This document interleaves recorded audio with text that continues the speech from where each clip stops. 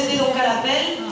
Madame Ajus, Monsieur Animadi, Monsieur Argona, Monsieur Hazard, Monsieur Azibi, excusez, Monsieur Moral, Présent. Madame Bensalama, Monsieur Besnaïnou, Madame Benjuzi, Monsieur Caro-Denouto, Madame Cordier, excusez, Madame D'Angio, présente, Monsieur Dachilo, Madame Debord, Monsieur Delage, excusez, Madame Delaval, pouvoir à Madame Debord, Madame Dino Serra, Monsieur Dudiozer, Madame Duguay, Madame Farkas, Madame Gallo, Monsieur Garcia, Monsieur Georgie, Madame Grac, Madame Arouche, Monsieur Herzala, Madame Andamien, pouvoir à Monsieur Joshua, Monsieur Obséquian, pouvoir à Monsieur Marie, Monsieur Joshua, Monsieur Lamy, Madame Lelouis, Madame Macaluso, excusez, Monsieur Madjo, Monsieur Marchal, Présent. Monsieur Marie, Madame Masse, excusez, Monsieur Maury, excusez, Monsieur Miron, excusez, Monsieur Monti, Madame Moustakia, Madame Patouti, pouvoir Monsieur Dudiozer, Madame Ponceramade, Monsieur Ravia, Monsieur Ravier, Madame Rivière, Madame Rodriguez, Madame Sicard, Monsieur Vendredi, pouvoir à Monsieur Monti. Le quorum étant atteint, nous allons pouvoir commencer notre conseil. Mais avant de commencer, comme vous le savez donc, un terrible drame a touché Marseille il y a quelques jours, avec l'effondrement des immeubles de la rue d'Aubagne, faisant 8 victimes. Aussi, afin de rendre hommage à ces 8 victimes, leurs familles et les habitants de ce secteur, je vous demanderai de vous lever afin d'observer une minute de silence.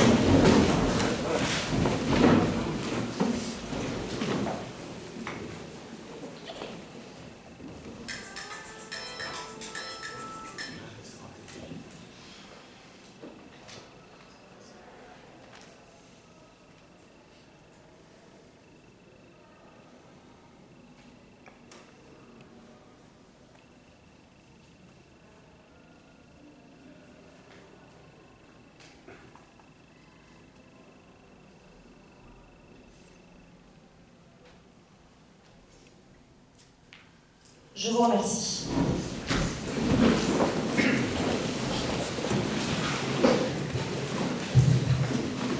Alors avant de passer au seul rapport de l'ordre du jour de notre conseil, je vais donc vous demander d'approuver le compte rendu in extenso de la séance du 21 novembre.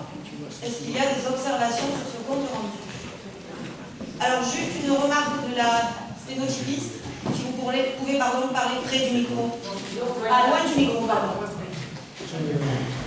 C'était une demande, Madame le maire, c'est bien que tout ça c'est très exceptionnel. Je pense que nous gagnerons auprès de nos concitoyens et de nos concitoyens à consacrer un petit échange entre nous sur l'urgence de la situation et ce qu'il y aurait à faire pour le bien de notre vie. Je sais que ce n'est pas habituel, je sais que ce n'est pas prévu. Mais si vous pensez que c'est légitime, que ma demande est légitime, ce serait bien qu'on puisse, sans dépasser, juste une intervention, peut-être par groupe, mais qu'on puisse quand même avoir un échange vu la gravité de ce qui vient de se passer. Si vous voulez vous exprimer maintenant, M. Joshua, vous en avez la possibilité. Alors, première constatation, et je suis vraiment peiné, choqué, du fait que nous allons avoir cet échange, alors que ceux qui sont en responsabilité à la Ligue ne sont pas présents dans notre salle. Il doit y avoir une série de raisons individuelles, ça, je ne vais pas rentrer dans le détail, je n'en sais rien, je constate. Enfin, pour moi, je me trompe, hein, mais je vois bien, je regarde. Et c'est troublant, parce que si on ajoute ça avec le fait que les gens, tranquillement, font une fête du chocolat, à quelques centaines de mètres de l'endroit où les gens sont sous les décombres en train, enfin déjà morts sous les décombres et qu'on n'a pas encore trouvé, je trouve que ça fait beaucoup. Bon, une fois cette chose dite, le reste de la discussion. Nous sommes tous évidemment très choqués par l'affaire et je dois le dire très surpris parce que je ne vais pas faire celui qui dit je l'avais prévu, je l'avais dit non, je n'avais rien vu. comme beaucoup de tout le monde, je passe par la rue de Bagne et j'ai fini par ne plus voir les façades désarbées parce que c'est ma ville, parce que je connais, parce que j'étais de là. Et j'en ai honte aussi, parce qu'il s'avère qu'on aurait dû regarder de plus près, tous, autant que nous sommes, et en particulier, bien sûr, ceux qui savaient, ceux qui avaient en main les dossiers, ceux qui avaient en main tout ce que nous découvrons maintenant, c'est-à-dire les rapports nationaux, les rapports locaux, les rapports experts, les rapports internes, tout allait dans le sens de la gravité de la situation, et rien n'a été fait. Je ne veux pas me mettre à la place de la justice et de la police, on enquête, on verra quelles seront les responsabilités, mais dans la responsabilité collective que nous avons, il faut quand même souligner le fait que ceux qui sont en responsabilité, on occupe une place très importante. Maintenant, pour ne pas être trop long, et sur les issues possibles de ça, je voudrais attirer votre attention sur la chose suivante. Ce qui s'est passé au sein de la rue d'Aubagne existe aussi, comme nous le savons tous, malheureusement, dans nos propres arrondissements. Dans le 13e et 14e arrondissement, je ne sais pas quelle est la situation exacte, seule la mairie centrale, je sais en fait, de tout ça, mais j'ai une grande crainte, puisque nous venons d'apprendre. Alors, sur le fond, il s'avère quoi? Il s'avère que nous avons deux types de problèmes. Il y a un problème qui est lié aux quantités qui sont sur responsabilité publique ou parapublique. C'est pas facile, c'est pas si simple, mais nous savons dans ces cas-là qu'on peut se tourner vers les offices d'HLM, les offices de tel ou tel et dire voilà, il faudrait faire telle ou telle chose. Et qu'à ce moment-là, c'est une question de politique générale, c'est une question de crédit. J'en profite sans aucune agressivité pour dire que les prochaines fois qu'au sein de notre conseil, les gens les prennent en main pour dire je vote contre les réhabilitations, attention, parce que, oui, je ne veux pas être polémique, je dis attention, parce que je sais bien qu'il y a une question de politique dans le sens, ça j'ai bien compris, mais des fois il y a des questions d'urgence. À mélanger le tout, on risque de faire un pas de trop. Je ne veux pas polémique là-dessus, je passe sur la question la plus centrale, qui est la question des copropriétés, c'est-à-dire du privé. Nous savons que c'est une question extrêmement compliquée, parce qu'on ne peut pas demander au public de travailler pour le privé, au bénéfice du privé. Là, évidemment, il y a un souci. Bon, mais il faut le résoudre. Absolument, dans notre ville, il faut le résoudre. Nous avons le parc Kokoro, nous avons Maison Blanche, nous avons les Rosiers, nous savons la situation qu'il y a dedans. Et nous devons trouver une solution. Les seules solutions possibles, c'est d'augmenter le poids du public pour donner une solution. Parce que j'entends, j'ai entendu pas mal de gens qui disent qu'il faut avoir un permis de louer. D'abord, la loi, normalement, existe déjà qui permettrait de faire ça. Alors, la mairie pourrait le faire. Mais si on interdit à quelqu'un de louer, c'est bien déjà, s'il y a un danger. Mais où on va mettre les gens? Il faut bien les mettre quelque part. Et là, c'est l'autre aspect de la solution sur ces questions-là. Le seul endroit où on peut mettre autre part, c'est le crédit du public. On ne peut pas faire autrement. Les populations qui ont été touchées à la rue de Bagne, c'est le même type de mélange de population que nous avons dans nos propres arrondissements.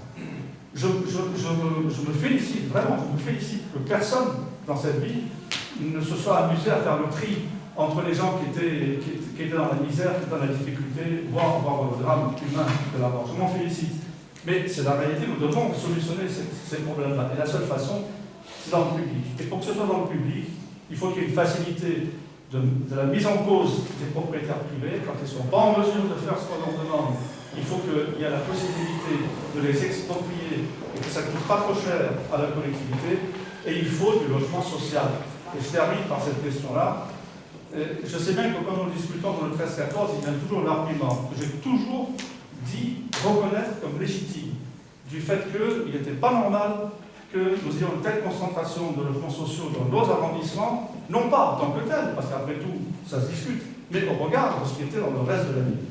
Donc c'est normal que l'on se batte pour que ce soit une répartition, parce que c'est la solution à la question que nous avons. Moi, je pense qu'il faudrait le faire qu'il faudrait que la loi soit appliquée par arrondissement, pas sur l'ensemble de la ville, mais ça suppose que toutes les forces politiques dans cette ville travaillent dans le même sens. C'est-à-dire qu'elles ne s'opposent pas au fait qu'il puisse y avoir des logements sociaux qui sont construits un peu partout comme solution de cette question-là, parce que sinon il n'y a pas de solution. On va faire une commission d'enquête, enfin je ne sais pas si une commission d'enquête est demandée par le sénateur Rabier. Peut-être qu'elle aura lieu, on verra si elle a lieu, on verra ce qu'elle trouvera. Il y a la justice, il y a la police, mais ça ne donnera pas les solutions aux problèmes que nous avons. Et les seules solutions, c'est celles que je viens d'indiquer. L'urgence, bien sûr, on ne peut pas reculer devant ça. Et deuxièmement, faire en sorte d'ouvrir la voie plus largement au public avec le soutien de l'État, parce que la ville ne s'en sortira pas toute seule, il faudra bien que l'État mette la main à la poche pour solutionner ce problème-là. Mettons-nous tous ensemble, parce que, Madame le maire, Monsieur et Mesdames mes collègues, les gens meurent. Voilà, c'est là, on en est plus au-delà de la politique. Maintenant, les gens meurent d'une telle situation. J'espère que ça ne va pas. Bon, en même temps, ils ont la panique. Bon, dès qu'il y a des trucs, bon, ils déménagent les gens, ils les envoient n'importe où. D'accord. Bon, ils ne veulent plus avoir la même situation. Mais les gens sont déjà morts, c'est déjà fait, malheureusement. Et c'est vrai, ça peut se reproduire. Prenons conscience de la situation et faisons en sorte que toute la ville arrive maintenant à mettre ses forces ensemble pour trouver une issue à cette question. Et je termine par où j'ai commencé. Je suis au regret de dire que ce message était surtout par rapport aux gens qui sont en responsabilité. Mais bon, je ne sais pas, je suppose qu'il y a des journalistes dans la salle, ça sera reproduit d'une manière ou d'une autre. Enfin, franchement, c'est bon. Ça s'appelle ne pas faire face à ses responsabilités. Quand il y a quelque chose de ce genre, on vient, on défend. Les gens ne défendent pas. Parce que c'est indéfendable, voilà, c'est la seule chose qu'on peut en tirer comme conclusion. Monsieur Marie. Oui, Madame le maire, merci d'avoir fait cette minute de silence et de permettre ce débat. Je ne pense pas que nous aurons ce débat aujourd'hui, nous l'avons au Conseil des territoires, je pense que nous l'aurons aussi au Conseil municipal le mois prochain. Donc ce qui est arrivé à l'Europa est arrivé aussi n'importe où sur Marseille, dans le 3e arrondissement, dans le secteur de Belzunce. Chez nous, on a souvent abordé des problèmes beaucoup plus dégradés, coraux, maisons blanches, les rosiers, le mail. Donc je crois qu'il faut avoir beaucoup d'humilité avec ce qui s'est passé. Et aujourd'hui, moi je ne suis pas un juge, je ne prends aucune responsabilité envers les uns et les autres. Je dis simplement qu'il faut s'en tenir aux faits. On a beaucoup parlé de ce rapport Nicole, en 2015, qui pointait 40 000 logements insalubres, qui touchait 100 000 personnes. Mais avant 2015, il y avait une municipalité qui était en charge de l'affaire publique depuis 20 ans. On n'a pas entendu ce rapport pour découvrir la situation. Donc il y a une différence, ça c'est clair. Une des principales préconisations de ce rapport, le maire de Marseille nous dit ce n'était que des constats, il n'y avait aucune préconisation. Les 3/4 de ce rapport étaient des préconisations.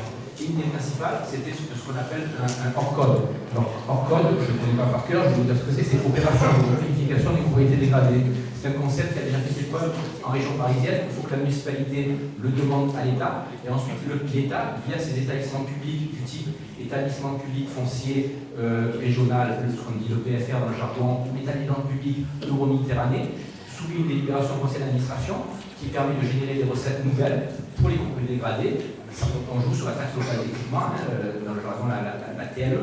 Donc il n'y a pas eu la volonté politique de le faire.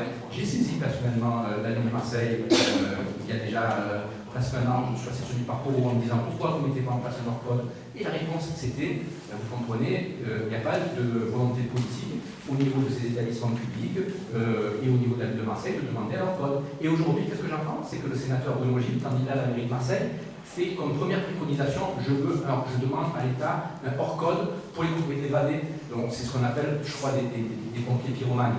Donc aujourd'hui, toujours pareil sur les faits.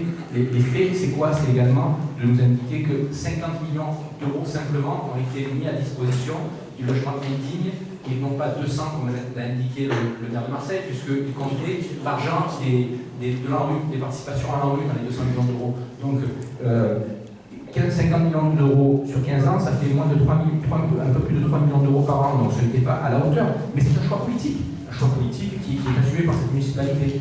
De la même façon, on a pointé récemment le faible nombre d'arrêtés de péril imminents qui ont été mis en œuvre par les services. C'était quasiment rien, ça se comptait en 10 ou 15 dans une année. De la même façon, les travaux d'office effectués par la municipalité pour les propriétaires défaillants, la loi le permet de le faire. Quasiment rien n'a été fait. La lettre de l'ARS récemment qui pointe aussi les dysfonctionnements des services, qui avait déjà pointé dans la lettre dans le rapport Nicole. Et aujourd'hui, on a le sénateur Gilles qui dit qu'il faudrait qu'on coordonne les services, qu'on fasse un service unique qui chapeaute les 3 services de l'habitat. Donc c'est pas crédible. Maintenant, au-delà des politiques politiciennes, ce qu'il faut être préoccupé, c'est l'avenir de ces populations. Alors là, effectivement, tout le monde s'est mis sur les marches, on a déjà des temps, que ce soit les services de la ville, de la métropole, des mairies de secteur compétentes, du secteur, du 1-7, tout le monde s'est retroussé les marches pour essayer de trouver une solution à ces populations. Donc moi, je vous demanderai aussi, Madame la maire, un geste, pas vous particulièrement, mais je pense que tous les maires de secteur pourraient le faire. J'allais dire en venant, je n'ai pas fait communiqué de presse, mais je pense que de manière symbolique, chaque mairie de secteur fait des cérémonies de vœux chaque année. Je pense que l'argent mis à disposition de ces cérémonies de vœux pourrait, avec l'autorisation du préfet, parce qu'on ne peut pas faire n'importe quoi avec l'argent public, être mis à disposition des familles, tout au moins, si ça ne peut pas se faire par un don, parce que l'on connaît aussi les difficultés de la loi PLM, ce type d'action, de faire comme vous le faites. On a fait pendant des années, quand on fait en fait de fin d'année un spectacle de Noël à destination des enfants du secteur, ce serait peut-être bien que l'ensemble des mairies du secteur se regroupent pour proposer un Noël à l'ensemble des enfants d'Aubagne. Donc c'est une petite proposition, ça ne va pas changer la vie de ceux qui ont perdu leur famille, ça ne va pas changer la vie du petit qui a perdu sa maman, mais ça montrerait un geste de solidarité. Je crois que tout le monde, beaucoup de Marseillais, et je pense que certains d'entre vous ici étaient présents à la manifestation de samedi dans la dignité, et ce qui nous a frappé, c'était une manifestation de tous les Marseillais. C'était toutes les couches sociales de la vie qui étaient représentées côte à côte. Ce n'était pas simplement des habitants du centre-ville qui habitaient dans les logements insalubres, qui défilaient, c'était tout Marseille, les 7 arrondissements de Marseille, et ça je crois que ce drame mérite une réponse collective à la hauteur de cette tragédie.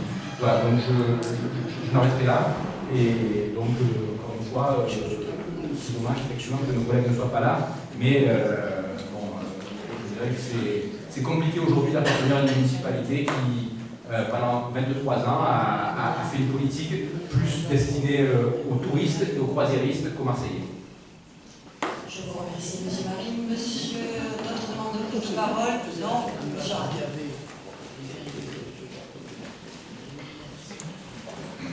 Merci Madame la maire, chers collègues. Il y a quelques jours, 2 immeubles se sont effondrés. 8 corps ont été retrouvés sous les décombres. 8 Marseillais. 8 Marseillais. Quelle que soit leur origine, quelle que soit leur croyance, quel que soit le lieu, le pays d'où ils venaient, ils étaient Marseillais. Marseille, depuis, est en deuil, de l'Estac jusqu'au Goude. 870 000 Marseillais sont en deuil car cela nous a tous frappés. Cela nous a tous touchés. Au-delà des responsabilités qui seront à déterminer, car on ne pourra pas y échapper, car ce que nous souhaitons désormais, c'est qu'un tel drame ne se reproduise plus. Alors que nous savons qu'il peut très bien se reproduire, non seulement au centre-ville, mais partout quasiment à Marseille. Peut-être pas dans certains quartiers, là-bas. Mais ici, en tout cas, nous savons que ça peut très bien se reproduire dans le secteur de l'immobilier privé comme public comme privé. Et on a tout entendu depuis plusieurs jours. Et j'ai moi-même participé à des réactions, j'ai donné une réaction à chaud, sous, j'allais dire, le coup de l'émotion. Mais il n'en demeure pas moins vrai qu'il y a des responsables, il y a des responsabilités et il faut qu'elles soient clairement identifiées pour que plus jamais ça ne se reproduise. Alors moi j'ai jugé utile, et je vous remercie Monsieur Joshua de l'avoir fait connaître, donc je le confirme, avoir entrepris une demande d'enquête, de création de commission d'enquête parlementaire. Il me semble qu'il faut sortir de cette fureur, de cette colère, je dirais, légitime, tant qu'elle n'est pas violente. On a assisté hier soir à Marseille, autour de l'hôtel de ville, à des événements inacceptables, insupportables, quelle que soit la colère qui est en nous, quelle que soit la douleur que nous ressentons, il est inacceptable que de tels débordements, de violences puissent se produire. Il est le fait de quelques individus, j'espère qu'ils seront clairement identifiés, et ils étaient là non pas pour faire connaître leur émotion, mais pour créer l'agitation, n'ont donc rien à voir avec ce que nous ressentons tous ici. Et bien donc au-delà de cette colère contenue, de cette volonté de savoir qui est qui, mais qui à Marseille est peut-être trop tendu, trop passionné. J'ai pensé, non pas en tant que Parisien, qu'élu marseillaise, mais au contraire conscient qu'à Marseille, la réalité est tellement tendue, encore une fois, que l'émotion est tellement forte qu'il vaudrait mieux que des parlementaires, dans leur sagesse, surtout du Sénat, bien connu et reconnu, puissent se pencher sereinement, calmement, sur cette problématique qui est celle de l'habitat indigne dans notre ville, pour que les responsabilités soient clairement identifiées, qu'elles ne soient pas entachées de démarches partisanes. J'ose croire que le Sénat puisse remplir son rôle.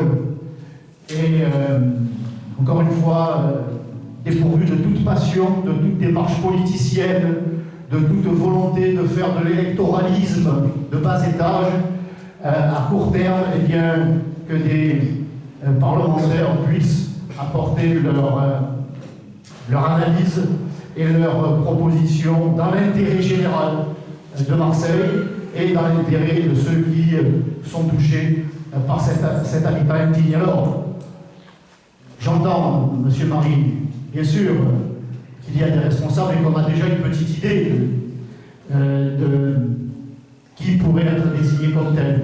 Nous attendons depuis des jours des appels à la démission du maire de Marseille. Certains veulent décapiter le haut de la pyramide. Or, pour qu'il y ait un sommet de la pyramide, il y a une base. Et si je ne suis pas, moi, un ami politique du maire de Marseille, loin s'en faut, il ne nous a jamais fait aucun cadeau. Je ne lui en ferai pas aujourd'hui, mais j'essaie déjà de regarder la situation de façon impartiale. Le maire de Marseille a ses responsabilités, bien sûr. Le préfet d'abord. Le préfet, c'est la préfecture qui a en charge, pour beaucoup en tout cas, le traitement, en tout cas la dénonciation de l'habitat indigne, ce qu'il semble ne pas avoir fait beaucoup les années précédentes. Le maire de Marseille a ses responsabilités. Le maire de Marseille, il est entouré d'une équipe que l'on n'entend pas beaucoup depuis ces derniers jours. C'est le maire de Marseille qui est obligé d'aller courber les chines devant les ministres. Ces ministres qui nous doivent tant. On demande de l'argent aujourd'hui au gouvernement Philippe. Où est l'argent qui nous a été promis en 2013 par le gouvernement Hérault? Où est-il? Où sont les promesses de ce gouvernement qui avait tant annoncé à l'occasion de ce qui précédait l'élection municipale de 2014? Alors, on ne va pas aujourd'hui ici parce que je ne voulais pas me contredire, mais effectivement, M. Joshua, il faut rester humble, car les responsabilités sont diverses et nombreuses.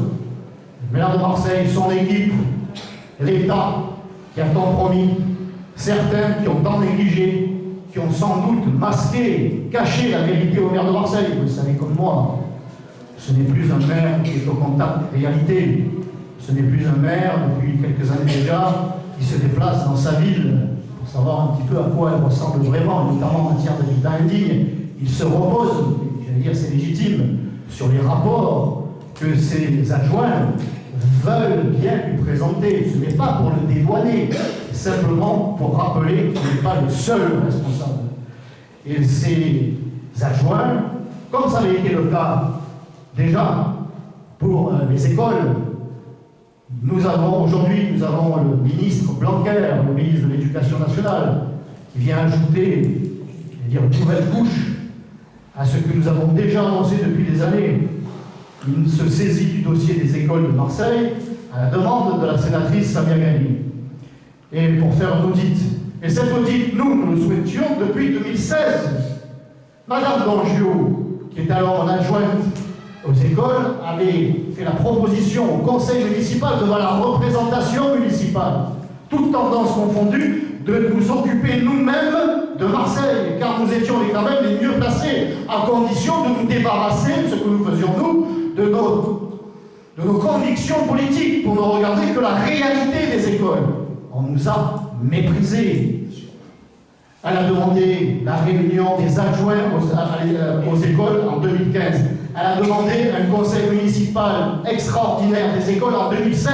Elle a été regardée comme si elle était un extraterrestre, comme si elle n'était que le porte-parole d'un mouvement politique. En réalité, le porte-parole des parents, le porte-parole des enseignants, le porte-parole des employés de la ville, des fameuses tatas. Parce que vous le savez, monsieur Joshua et monsieur Marie, nous sommes, nous, au contact des réalités au quotidien. Eh bien, c'est vrai qu'à la mairie de Marseille, on nous a regardés avec mépris, mais nous n'avons pas non plus reçu de soutien de l'opposition de gauche. Nous avons été bien seuls. Bien seuls. Aujourd'hui, la sénatrice a beau jeu d'obtenir le soutien du ministre, mais elle a 2 ans de retard. Si nous nous étions réunis entre nous, entre Marseillais, pour évoquer concrètement, sereinement, débarrassés de toute passion électoraliste, on dit voilà ce qui se passe dans mon secteur, voilà ce qui se passe dans le mien, voilà ce dont j'ai besoin, on va venir chez vous, moi je vais venir chez vous. Tout ça a été, il est vrai, par la mairie de Marseille complètement méprisé, mais pas seulement par la mairie de Marseille. Alors aujourd'hui, il faut tirer les enseignements de tout ça. C'est vrai que ce n'est pas acceptable, ce n'est pas supportable, et qu'il va falloir prendre des mesures à la hauteur de l'enjeu. Vous avez rappelé, monsieur Joshua, qu'il ne saurait être question que le privé paie pour le public, ou que le public, que le public paie pour le privé. Vous avez évoqué certaines copropriétés, les rosiers. Moi je pourrais vous parler, je l'ai vécu il n'y a pas encore si longtemps, la Morelette, je crois qu'elle fait partie de ce plan, la Morelette, j'y ai grandi, je m'y suis entendu encore, tant que mes proches y habitaient il y a encore quelques mois. Je peux vous garantir que je sais de quoi je parle pour la Morelette, et je crains que nous ne soyons pas d'accord sur le traitement de ce dossier. Mais en tout cas, il va falloir faire cette démarche évidente, et que nous, encore une fois, que nous avions réclamé les premiers pour les écoles, c'est de nous mettre tous autour de la table marseillaise. La table marseillaise avec des élus qui soient d'abord marseillais, et pas de la France Insoumise, du Rassemblement National, des élus qui habitent Marseille, qui vivent Marseille, qui mettent leurs enfants dans les écoles de Marseille. C'est ce que nous faisons nous. Et je ne voudrais pas en dire trop sur la vie privée de Madame le maire, mais ses enfants vont à l'école de Marseille, dans les quartiers nord de Marseille. Donc elle sait de quoi elle parle. Elle ne parle pas au nom du Rassemblement National, elle parle avec ses tripes. C'est dommage qu'on n'ait pas compris du côté de la ville de Marseille. Merci, M. Revalier. Merci des applaudissements, s'il vous plaît. Donc, je ne vais pas revenir sur tout ce qui a été dit, si ce n'est que donc, nous partageons tous le même sentiment de tristesse qui a touché ce secteur de la rue d'Aubagne, et nous espérons, Madame Poncerat. Un petit truc, je voudrais rappeler que c'est le maire qui a le pouvoir de police dans cette ville. Et qu'on nous l'a fait remarquer plusieurs fois. Ce n'est pas le préfet, le pouvoir de police, c'est le maire. Parce que je vous rappelle qu'au moment où vous vous en rappelez sûrement, quand on a créé le parc national de Calanque, M. le maire était opposé au parc national en disant « Je veux garder le pouvoir de police. Je veux être décisionnaire. Si c'est un parc national, c'est l'État qui sera responsable. Et je ne veux pas perdre le pouvoir de police. » Donc, en l'occurrence, dans cette situation, c'est lui qui est totalement coupable. C'est-à-dire responsable et coupable. De la part du préfet, le préfet n'a pas le pouvoir politique aux choses qui concernent la gestion de la ville de Marseille. Voilà, je vous le rappelle parce que vous savez que moi j'ai fait beaucoup de contentieux, de choses comme ça, et donc la loi, je crois que la connais bien. Merci Madame Poncerat. Je vous disais que nous partageons tous ici une terrible tristesse par rapport au drame qui s'est passé à la rue d'Aubagne, et que nous attendons donc le résultat de l'enquête, mais que nous espérons tous que cela ne se reproduira plus dans la deuxième ville de France et d'ailleurs partout ailleurs en France. Il est bien évident que la mairie de secteur, comme elle a su le faire l'année dernière lors de l'ouragan Irma qui a frappé les Antilles, sera solidaire face à ce drame et va mettre en place, et nous sommes en train de travailler en ce moment avec le cabinet du maire pour mettre en place une manifestation ou quelque chose. Rien n'est encore arrêté à l'instant où je vous parle, mais ça sera sûrement dans le même style que nous avons mis en place l'année dernière pour soutenir les Antilles de cet ouragan. Donc une manifestation sera organisée en mairie de secteur dans les semaines à venir pour soutenir les familles des victimes de la rue d'Aubagne, bien évidemment avec donc, les moyens qui sont les nôtres. Mais voilà, sachez que la mairie est également sensible à cela et fera ce qu'elle peut pour pouvoir les soutenir. Les élus également de la majorité participeront à cet événement et seront donc, comment dirais-je, solidaires de cette démarche. Et j'espère vous voir aussi tous les élus de l'opposition de ce secteur présents lors de cet événement qui vous sera bien évidemment transmis dès que tout sera arrêté. Ceci étant dit, je vais maintenant passer à l'ordre du jour de notre conseil et tout d'abord par l'approbation, s'il n'y a pas d'observation, du compte rendu in extenso de la séance du 4 octobre. Donc s'il n'y a pas d'observation sur le compte rendu, il est donc approuvé. Madame le maire. Oui, monsieur le juge. Juste une question. Sur le site de la mairie, sur le site de la mairie, il semble bien que tous ces comptes rendus ne soient pas tous disponibles. Je ne sais pas pourquoi. Je vais faire vérifier cela. Je sais que je crois que la vidéo du dernier conseil d'arrondissement est en ligne. Alors est-ce qu'il y a le compte rendu? Je pense que c'est celle d'avant ou celle encore d'avant. D'accord, je vais vérifier cela. Merci, monsieur Joshua. Le compte rendu in extenso? Donc les trois, ou parce que comme apparemment il y a un couple qui se dessine à droite, donc est-ce que vous êtes tous contre ou est-ce que le couple de Boula France est pour le compte rendu in extenso? Donc est-ce que vous êtes tous les trois contre le compte rendu in extenso ou pas? Monsieur Erzala, Madame Arouche, vous êtes contre? Donc 3 contre pour le compte rendu in extenso.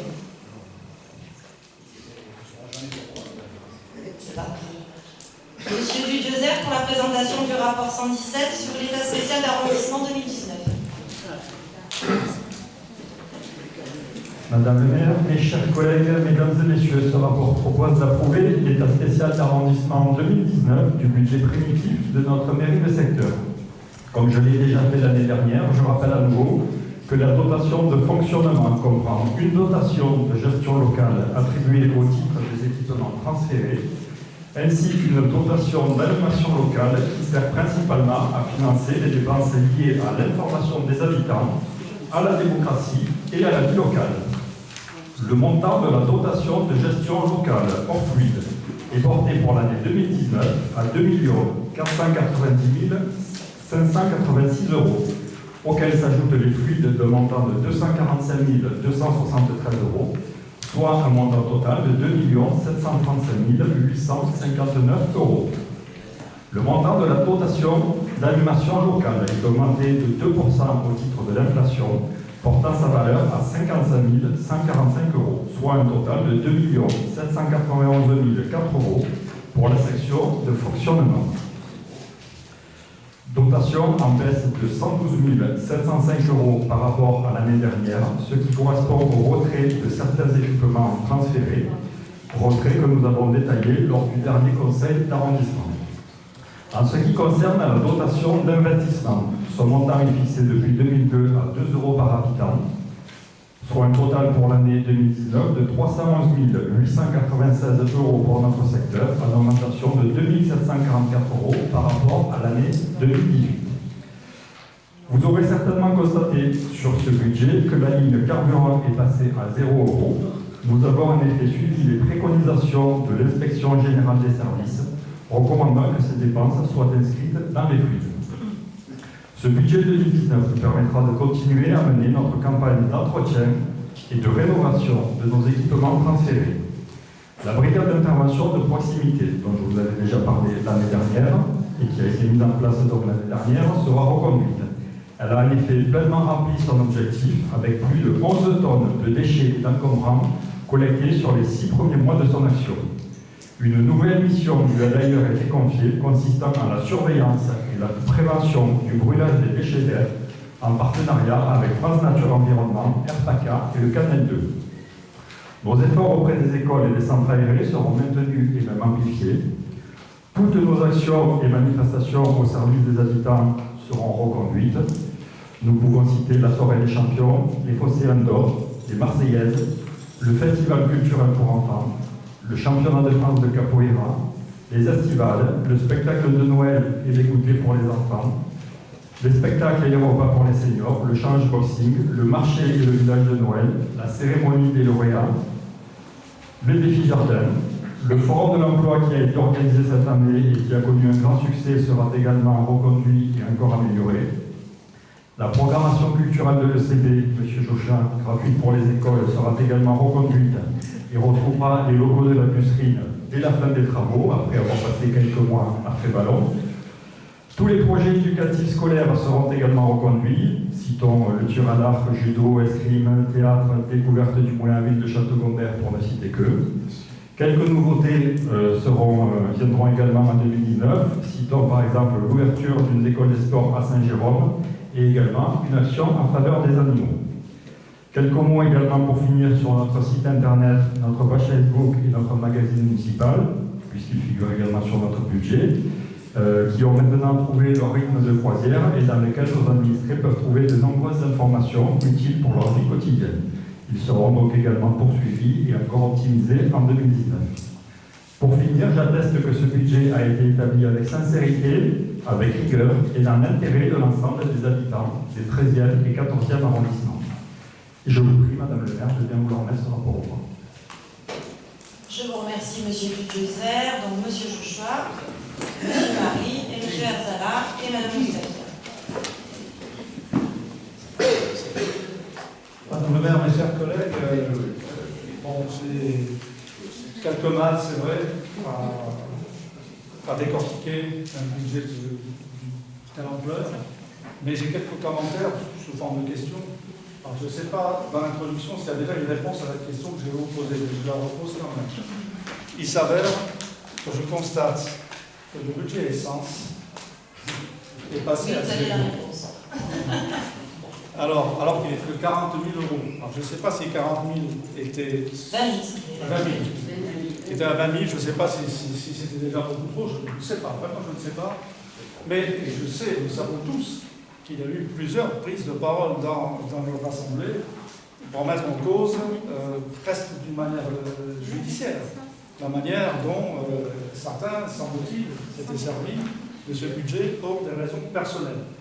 Mais de là à passer à 0, je trouve, même moi, je pense qu'on pourrait quand même faire un effort pour permettre aux véhicules de la mairie de circuler, si ça se fait dans de bonnes conditions. Maintenant, je suppose que c'est mis ailleurs, ça j'ai bien compris, mais je voudrais quand même avoir ça, et je trouve que c'est assez ironique, quand même, alors que nous avons eu tant de débat là-dessus, de trouver maintenant une ligne à 0, ce qui, c'est vrai, permet de ne plus avoir aucun problème d'aucun point de vue. De toute façon, c'est 0.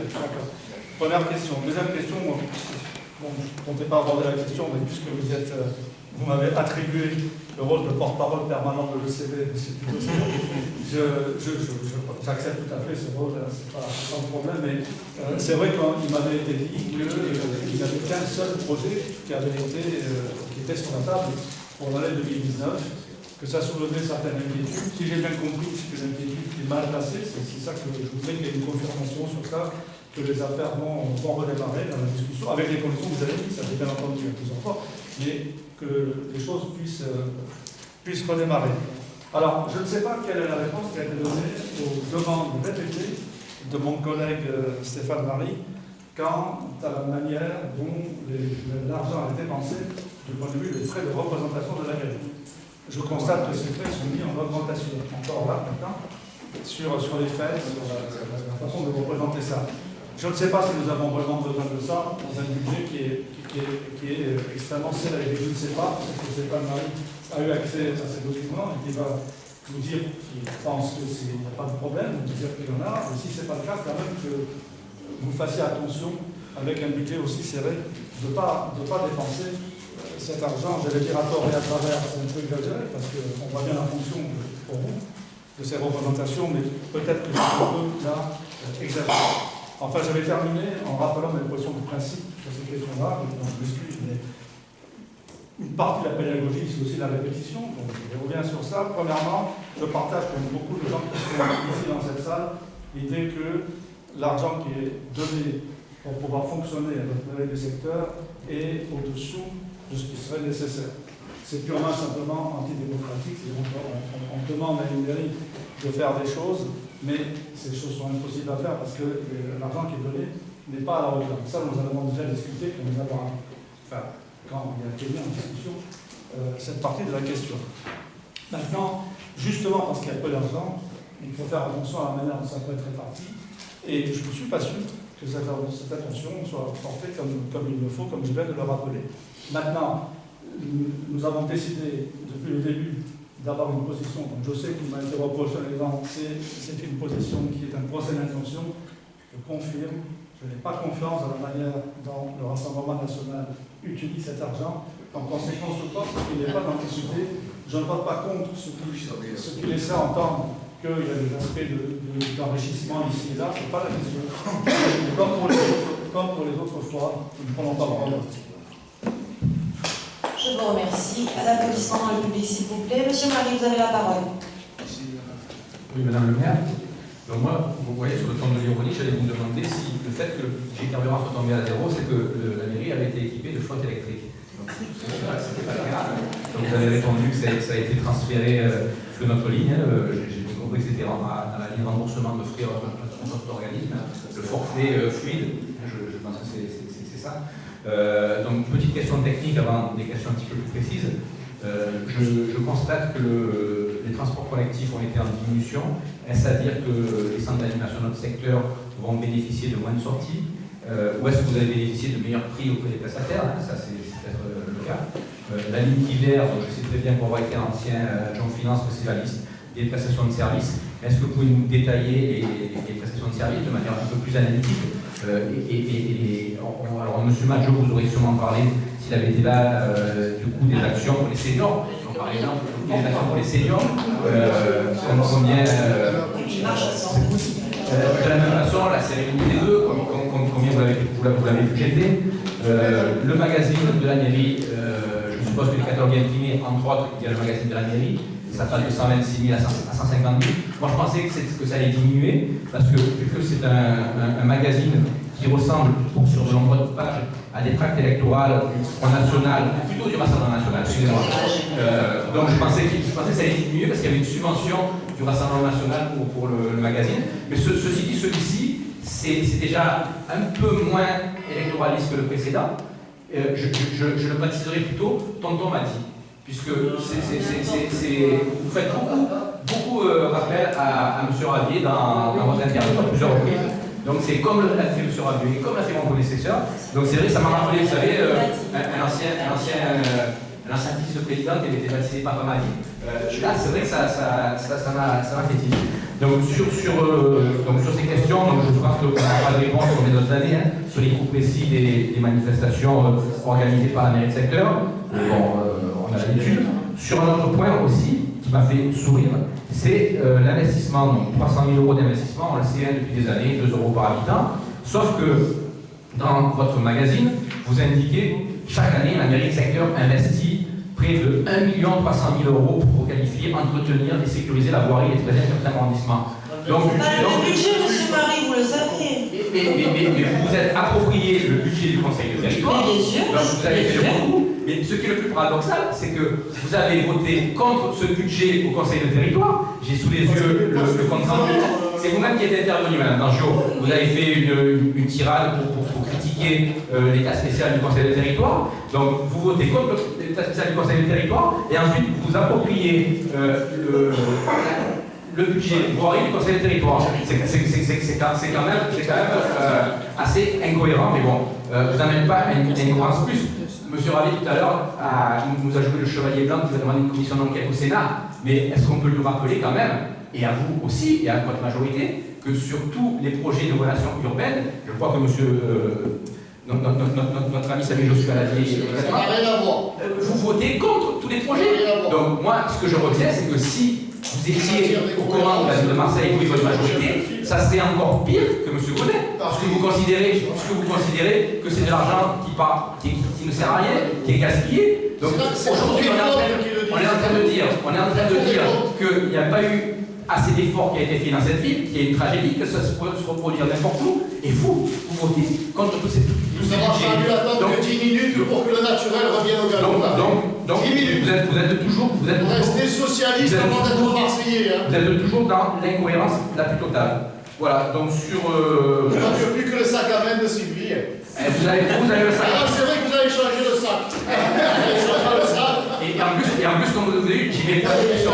C'est celui d'Alexandre. Comme mes points sont libres, je peux reprendre les sacs, mais vous, c'est le sac de Sandrine que vous avez. Ah mais écoutez, moi s'il faut porter son sac, j'en suis très fier. Parce qu'elle est propre. Exactement. Et donc, elle n'a pas pris un an de prison ferme, elle. Monsieur le porteur de sac de Sylvie Andrieux. Bien, on va fermer la parenthèse. On va fermer la parenthèse sur les porteurs de sac. Je ne sais pas si elle me manque, mais elle ne manque pas aux Marseillais du quartier nord, ça c'est sûr. Monsieur Marie, s'il vous plaît. Crapule des cités, qu'elle subventionnait avec l'argent qui devait aller aux cités en difficulté. Parce que ça, si vous l'avez oublié, moi je ne l'ai pas oublié. moi, j'ai pas oublié quand même que le Front National a celle qui se 2 millions d'euros de dotation. Le Front National a 2 millions d'euros de dotation. Je vous demanderai de vous calmer ou je suspends la séance. Je vous remercie. C'est qui m'a allumé? C'est qui m'a allumé? Un peu de calme. Revenons sur le rapport, s'il vous plaît, monsieur Marie, si vous avez terminé. Donc, en synthèse, Voilà, donc, comme M. Joshua, on ne vous fait pas confiance sur les actions que vous allez mener, des actions qui seront plutôt empreintes d'électoralisme que d'intérêt pour l'ensemble des habitants de 13-14. Donc, nous voterons contre votre budget. Merci, monsieur Marie. Monsieur Elsala.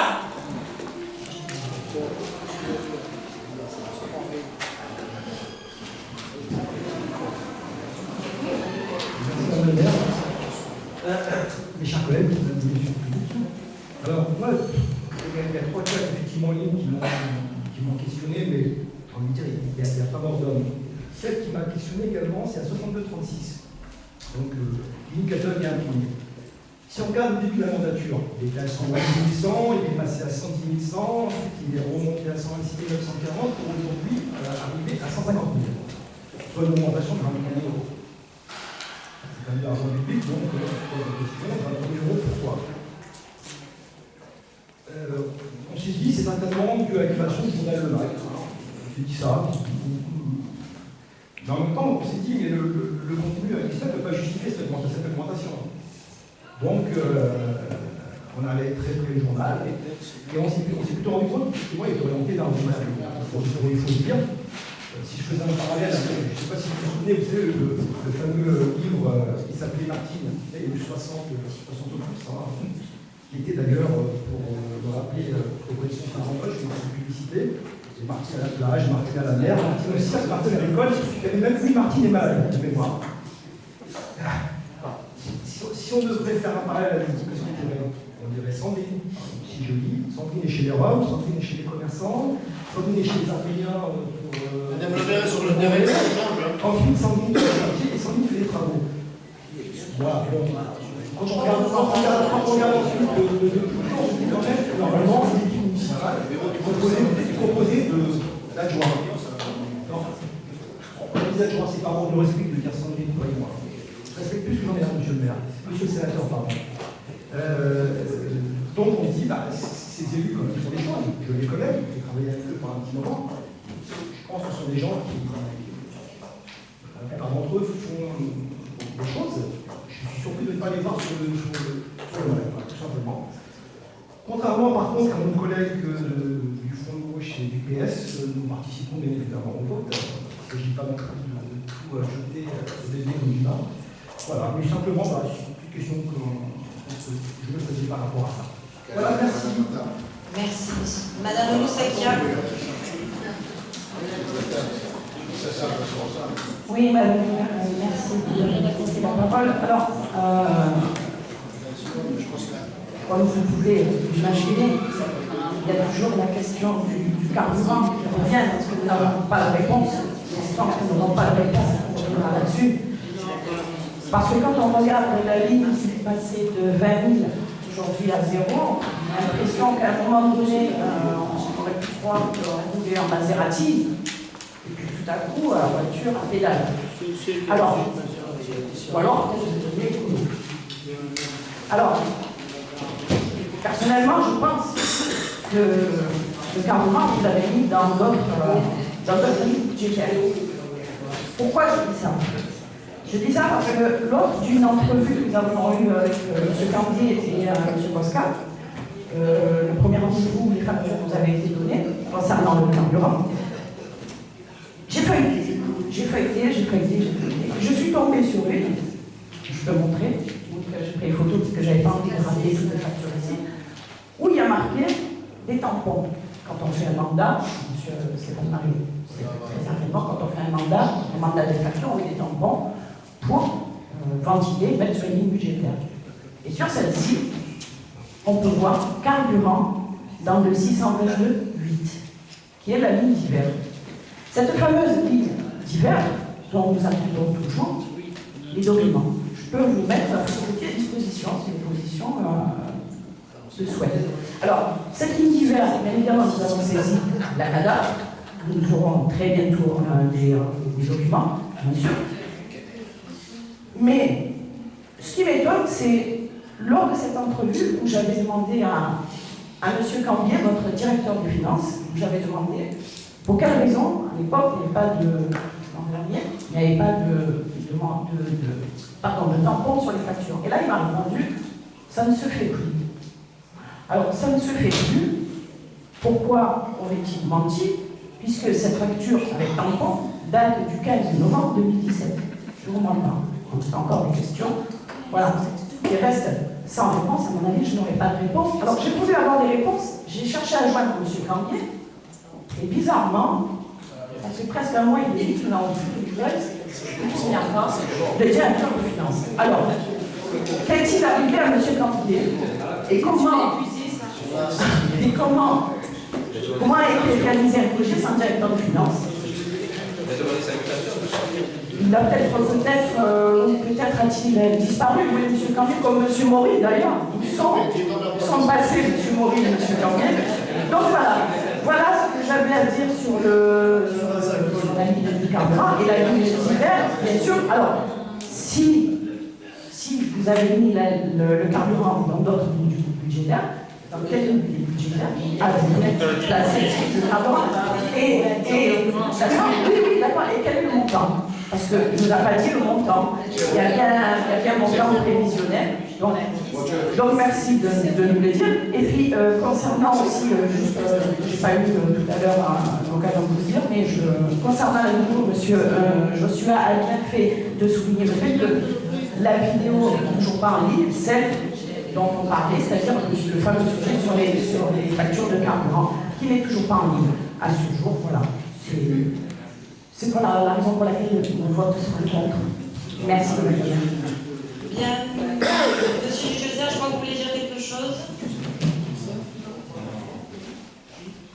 Oui, Madame le maire, merci de me redonner la parole. Je voulais juste réagir par rapport à ce qu'a dit M. Marie par rapport à notre magazine municipal, parce que je participe, je suis assez impliqué dans la rédaction de ce magazine, et donc il y a des choses que malgré tout je ne peux pas laisser passer. Comme dit M. Marie, ce magazine est un tract électoral. J'aimerais un tract du Rassemblement national. J'aimerais que vous nous montriez, que vous nous expliquiez concrètement ce que vous appelez un tract électoral. Dans ce magazine, il n'y a que des informations. Il y a des informations sur la voirie, des informations sur tout ce qui se passe dans notre quartier, sur la poste, sur la propreté, sur les espaces verts. Donc quand vous dites que ce magazine est entièrement un tract électoral, je suis désolé, je ne peux pas vous laisser dire ça. Et par contre, je mènerai, lors du prochain conseil, malheureusement, je n'ai pas mené ici, mais je mènerai vous, votre ancien magazine, comme vous et vous, où il y avait à chaque page, toutes les pages, des photos de Madame Andrieux, et il y avait, alors là c'était la cerise sur le gâteau, carrément un encart de plusieurs pages au milieu de ce magazine qui s'appelait, tenez-vous bien mesdames et messieurs, Direct du gauche. Direct du gauche, et c'était pour le coup, alors là, un véritable tract électoral payé aux frais du contribuable. Et vous avez le toupet de nous dire à nous qu'on fait le tract électoral. Alors vraiment, M. Marie, il n'y a rien qui vous arrête.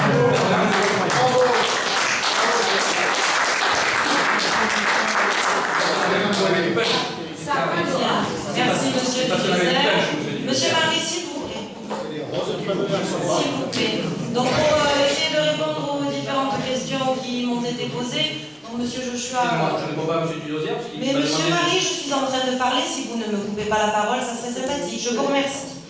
Donc je vous disais, Monsieur Joshua, sur la ligne carburant, comme vous l'a dit Monsieur Dudiozer en présentation du rapport, l'inspection générale des services de la ville de Marseille nous a demandé d'imputer les dépenses liées au carburant sur la ligne, donc remboursement frais à d'autres organismes qui correspondent au fluide.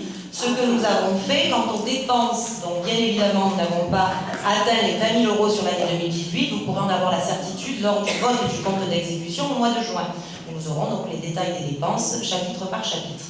Ça, c'était pour la première question. Deuxième question, Monsieur Joshua, toujours concernant l'espace culturel Busserine.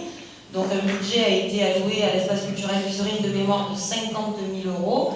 Il est vrai que pour le moment, un seul spectacle, une seule représentation nous a été transmise par le personnel qui s'occupe donc de l'espace culturel Busserine, qui, je l'espère, devrait réouvrir ses portes en début d'année 2019. Donc, mais j'espère que nous allons recevoir rapidement d'autres propositions de spectacles à pouvoir proposer à nos enfants des 13e et 14e arrondissements. Je souligne quand même que la programmation proposée par l'espace culturel Busserine à destination des écoles de notre secteur est, depuis notre arrivée, complètement gratuite pour les écoles. Monsieur Marie, je pourrais vous dire, prenez le compte rendu une extension de l'année dernière et vous avez toutes les réponses à vos questions. Mais bon, je vais quand même prendre le temps de vous apporter quelques précisions, notamment concernant... C'est vraiment quelque chose... S'il vous plaît, quand j'ai fini, je pourrais vous exprimer à nouveau, peut-être. Concernant l'investissement sur le magazine, effectivement, nous présentons les différents travaux de la voirie qui ont été réalisés sur nos arrondissements. Vous le savez très bien, le Conseil de territoire nous attribue donc un budget donc, qui est malheureusement que de 1,3 million pour l'ensemble de notre secteur. Et la programmation est faite ici, en mairie de secteur, par M. Dudiozer et moi-même et les services techniques de la mairie de secteur.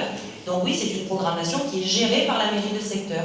Le budget est alloué par le Conseil de territoire, mais c'est la mairie de secteur qui décide de rénover cette voie ou celle-ci. Concernant, donc 1,3 million ont été investis pour la rénovation de nos routes. La programmation 2019 devrait plus tarder. Nous attendons le rendez-vous avec M. Montagnac d'ici le 13 décembre pour pouvoir finaliser la programmation de 2019. Concernant l'investissement à proprement parler de la mairie de secteur et des 300 000 €, la mairie de secteur continue, elle continue depuis 4 ans, à remettre en état les équipements que vous avez, vous et votre équipe, qui était ici à notre place avant 2014, complètement abandonnés. Je vais prendre un exemple. Le centre d'animation qui se trouve dans le 14e arrondissement et qui, je me trompe toujours le nom, c'est Saint-Gabriel. Le centre d'animation Saint-Gabriel, où des fissures sont apparentes sur les murs depuis des années. Ça ne fait pas 4 ans qu'il y a des fissures, ça fait des années. Qu'est-ce que vous avez fait pour ce centre d'animation, Monsieur Marie? Qu'est-ce que vous avez fait? Je ne vous donne pas la parole. Je me suis rendue également ce matin au centre d'animation de Malpassé, à Saint-Paul. Qu'est-ce que vous avez fait pour ce centre d'animation? Les traces d'infiltration datent de fou. Rien. Rien comme pour tous les équipements de notre secteur, à l'exception de 1 ou 2, effectivement. Donc nous, la mairie de secteur, en 4 ans, on ne peut pas tous les remettre en état avec le budget qui est le nôtre. Le problème du budget, déjà de une, et le problème des marchés que l'on peut rencontrer avec la mairie centrale, comme ce fut le cas malheureusement pour notre jardin de la Roussière, qui va être refait cette année, mais qui prend un petit peu de retard à cause d'un problème de puisage sur le marché de la mairie centrale. Donc pour être complètement autonome, des marchés sont en train d'être lancés à la mairie de secteur pour pouvoir remettre en état tous les équipements. Nous avons réalisé un audit à notre arrivée, M. Rabier était le maire, de tous les équipements sportifs de notre secteur, qui nous permet de pouvoir faire des propositions de programmation de travaux en collaboration avec M. Miron, adjoint au sport de la ville de Marseille. Et nous allons maintenant faire un audit de tous ces centres d'animation pour pouvoir avoir le détail de tout ce qu'il nous reste à accomplir sur ces équipements. Donc nous ferons un récapitulatif de tout ça lors du prochain conseil. Ensuite, vous évoquez donc les transports. Les transports ont un petit peu effectivement diminué. La partie qui a essentiellement diminué, c'est non pas les transports des centres d'animation, qui restent à l'identique par rapport à l'année dernière, mais nous organisions, mais vous le savez, des sorties pour les seniors il y a 2 ans maintenant, que nous ne pouvons plus organiser, non pas par manque de volonté, mais parce que nous sommes passés de 250 seniors inscrits sur la fleur de l'âge à plus de 1800. Donc il nous est difficile de proposer une sortie à toutes ces personnes. Donc c'est pour ça que la ligne de transport a été diminuée dans la partie des seniors. Le budget des seniors qui leur est alloué pour 2019 est de 110 000 € pour pouvoir leur permettre de faire des différentes activités sur notre secteur. La prochaine a lieu d'ailleurs le 6 décembre à la station Alexandre pour le repas de Noël. Concernant les divers toujours, donc je vais vous donner quelques chiffres pour que vous puissiez savoir ce qu'il y a à l'intérieur. Donc dans le 622-8, vous avez notamment les illuminations de Noël, qui tardent d'ailleurs à être installées sur notre secteur, mais qui ne devraient pas tarder, je l'espère. Vous avez également l'école des sports, avec le chapitre enseignement sportif, donc, dont l'école des sports qui est à l'intérieur. Vous avez l'espace culturel Prévalon et la Pucerine, pour un montant de 50 000 €. Vous avez différentes manifestations sportives, comme le challenge boxing à hauteur de 25 000 €. Vous avez également à l'intérieur les centres aérés, une partie des activités, va-t-on dire, des centres aérés. Vous avez également toutes les activités multipolaires des centres d'animation. Et vous avez également une partie pour l'environnement avec le défi jardin que met en place Madame Louis, et également le projet pour les animaux que nous allons mettre en place l'année prochaine. Quant au chapitre 623-8, vous avez les différentes actions culturelles que nous mettons en place, donc les Marseillaises, les tributes, les estivales, le premier et seul festival culturel pour enfants de la ville, également toutes les activités en faveur de la jeunesse, donc le festival de Capoeira, comme a évoqué M. Dudezer tout à l'heure, le spectacle de Noël, et également les projets école-quartier. Plus de 81 000 € sont attribués aux différentes écoles de notre secteur pour permettre à nos enfants de pouvoir faire des activités sportives, des activités culturelles sur nos centres d'animation ou au sein même de leur établissement.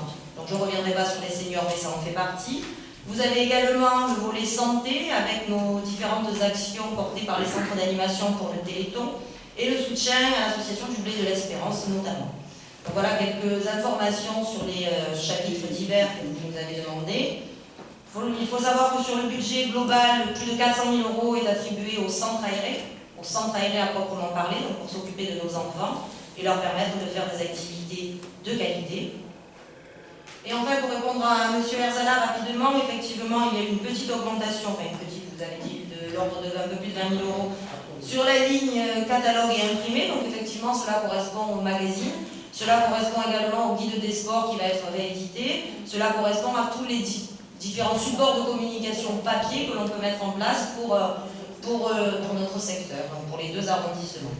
De nouveaux documents devraient sortir en 2019, mais je vous en dirai plus quand on les aura entre les mains.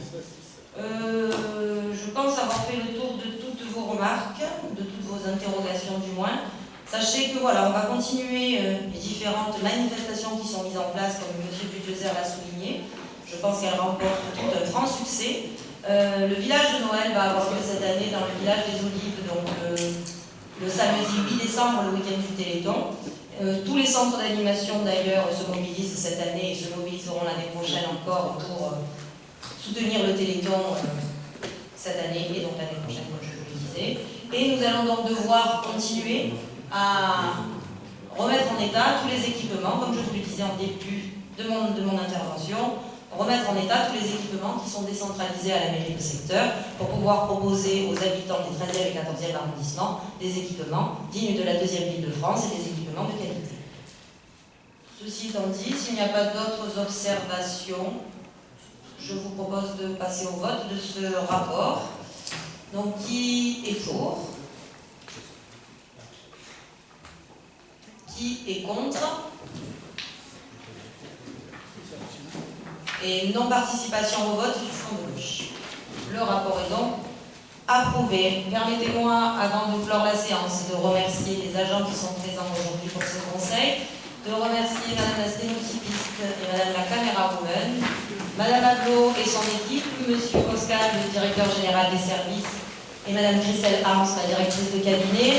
Je vous informe que le prochain conseil d'arrondissement aura lieu le 4 décembre, donc le mardi 4 décembre, à 15h, ici même dans cette salle. Et je vous invite toutes et tous le samedi 1er décembre à partir de 18h pour l'inauguration de notre crèche de Noël à la mairie de Saint-Joseph.